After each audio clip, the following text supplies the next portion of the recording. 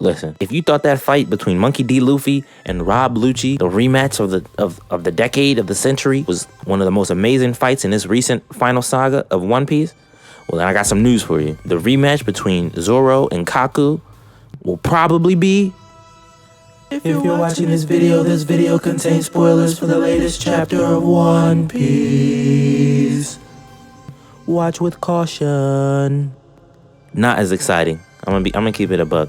Not as exciting. I mean, when you look at it, that boy Kaku pulled up on Zoro, scared. The man looked scared, terrified for his life. Okay, and honestly, I was never really on the bandwagon train thinking that this rematch between Luffy and Rob Lucci was gonna be anything spectacular in the first place. I'm like, okay, Luffy's fighting Lucci again, but Luffy just got Gear 5, Advanced Conqueror's Coding, Ryu, all that shit. He just learned how to do all of that. And you expect me to believe this pre-time skip villain is gonna be able to hold a candle? Now, granted, Oda did give Lucci a little boost, a little upgrade package, you know what I'm saying? A little stimulus check. He got the stimmy, okay? Lucci got his stimmy because the man was awakened. New powers and shit, but look, by the way that went, by the way Kaku was looking, running up on that shit with Zoro on it, the boy looked scared. I don't think this is gonna be anywhere near as epic, especially since it's Zoro, not Luffy. And the main reason for Luffy to showcase his Gear 5th ability was for Vegapunk to get that exposition. So I just don't think this fight is gonna add up to much. But it's nice to see, you know, for the lore gang, for the people who you know, was in love with Alabasta, you know what I'm saying? I was in Alabasta. Strike that from the record. So we found out where Kuma went. Kuma's flying back to the Grand Line. Back to the Grand Line. He's at the bottom of the joint looking up. What does he want to do? What is he trying to do? What's his goal? We still don't know. The government people was talking to the people down at the bottom of the red line, saying a whole bunch of stuff, but nothing really conclusive or indicative of what's about to happen with this guy. What is he looking up for? What is he looking for? What's he trying to do? Where is this man going? We still don't know. Everybody thought it was Egghead because of Bonnie screaming and shit. No, it's not that. Speaking of Bonnie, she finally caught up with Vegapunk, running that man down. That man scared, trying to figure out what she could do to get her father turned back. Vegapunk gave an answer. He said, look, I can't do that.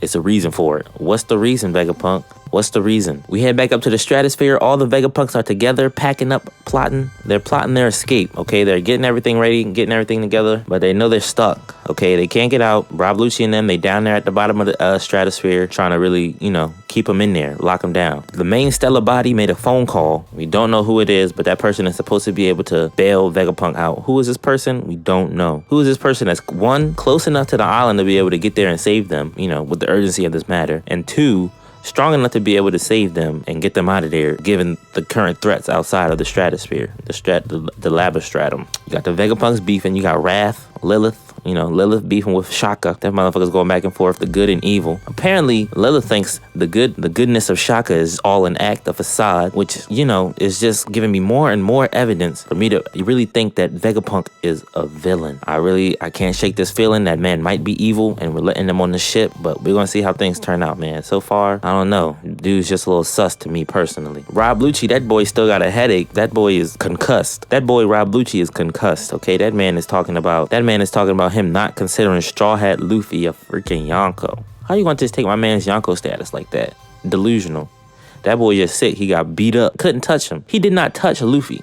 That's why I'm like, y'all think, like, what? I don't know why people were hyping that rematch up. To me, it was just like, all right, whatever. You know, whatever you gotta get across, go ahead. But like, I'm not buying it that Lucci's gonna be able to hang with Luffy at this point in the story. So yeah, he refuses to acknowledge Luffy as a Yonko and also refuses to listen to the government because of that. Somehow, someway, the labostratum goes down, which is the perfect opening for Stussy, Lucci, and Kaku to air kick Geppo with Skywalk their way up, you know, up to the stratum to find the Straw Hat ship. Who's on the Sunny, might you ask? Who's on the Sunny? We know who's on the Sunny. It's Roanoa Zoro and that man Brook, okay? Now, who knows what Brook is doing? That man probably sipping tea, looking at magazines. But Zoro was on that joint, sleeping, knocked out, woke up, fighting Kaku. So the fight has already started. So we're gonna see. Kaku was still in human form, base form. So, you know, Oda's probably gonna save those good little tidbits, you know, for later on, maybe next chapter, next year or some shit like that. But the fight is happening. So we're gonna see how this goes. But Kaku's about to get smoked because that boy was scared. In other news, somewhere else in the ocean, the kid pirates, you know, they have found Elbaf. They are on the way. They're there. They're holding it down. Who's on Elbaf? Maybe Shanks. Maybe he gets to run into Shanks again. And we get that nice little interaction about how he stole that man's arm. Shout out to the kid pirates. There's not really much more we can gain from this, except that the kid pirates have officially found Elbaf. They are outside of the island.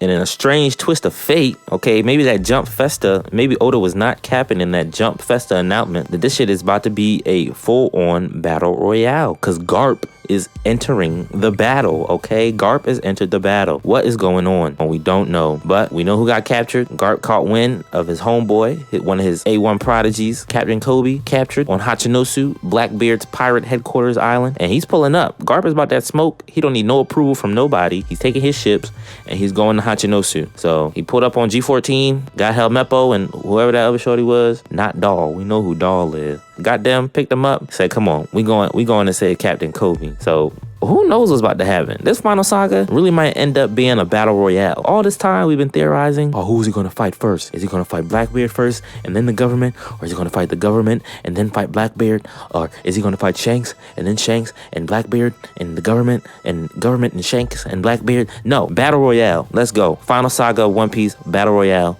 Let's go. Hey, if you made it here in the video, man, appreciate you, man. Look, you know, starting something new, trying something new. You know what I'm saying? It's your boy LADJINOLEAN. Drop a like if you fuck with the video. You know what I'm saying? That lets me know what's going on. And yeah, you know what I'm saying? Drop a like, subscribe, comment down what's your favorite part of the chapter, man. We out of here. I'll see y'all soon.